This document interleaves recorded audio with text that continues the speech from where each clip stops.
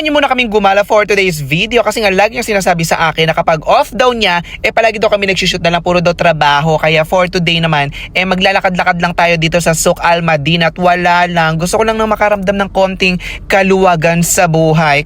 Medyo puntahan din kasi ito ng mga nakakaangat-angat sa buhay. Medyo marami kayong mga puting makikita dito, mga Briton, mga Amerikano, gano'n. Medyo napagod na rin kasi ako makakita ng mga pana, mga paksiw sa daan, gano'n. Ano ba yung paksiw? Di pala yung kasama ko. May Abra boat ride nga pala dito. Pinagkaiba lang nito sa ibang mga boat ride, sa iba't ibang mga panig ng Dubai. Dito is 100 dirhams per person. Kasi nga, iikot ka daw sa ilalim at palibot ng Burj Al Arab. O diba? May kamahalan talaga siya. Kasi daw yung simoy daw ng hangin dito ay may kasamang glutathione at ginkgo biloba. Tapos yung tubig daw dito sa ilog na to gawa daw or Evian water daw ang gamit dyan. Tapos may mga villa din dyan. Oo, pwede mag-rent dyan or tumira dyan. Yung mga nakakaangat-angat din sa buhay. Ganon. Kaya naman sisipatin lang natin sila. So hindi naman tayo makatira dyan. At least makita natin kung anong mga estado at tinitirhan nila. Imagine kung ganito kaganda ang Ilog Pasig ngayon, di ba, UAE National Holiday din kasi ngayon. Kaya for sure maraming tao sa iba't ibang mga mall. Kaya mas pinili namin dito kami sa tubig. Dahil for sure walang isda din dito. Wala ring tao, kami lang, gano'n. So ayun na nga, ganda-gandahan lang ako dyan. Background mo, Burj Al Arab, kasi pagka nasa likod mo yan,